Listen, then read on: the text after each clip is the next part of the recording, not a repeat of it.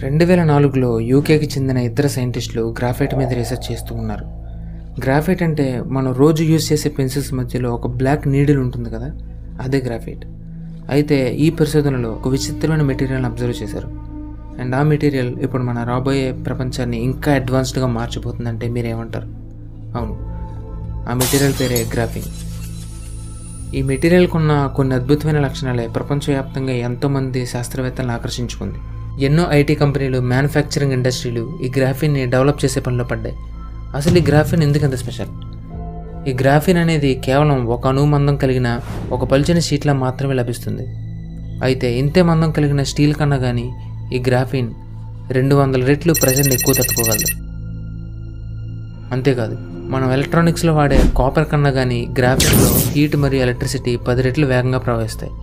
And అత్యంత తేలిగ్గా మరియు బలంగా ఉన్న కారణంగా fighter jets, mobile manufacturing, micro processors, rockets, శాటిలైట్స్లో కూడా వాడచ్చు. అందుకే ఈ గ్రాఫిన్ని ప్రాక్టికల్గా ఉపయోగించేందుకు సైంటిస్టులు రీసెర్చ్ చేస్తున్నారు.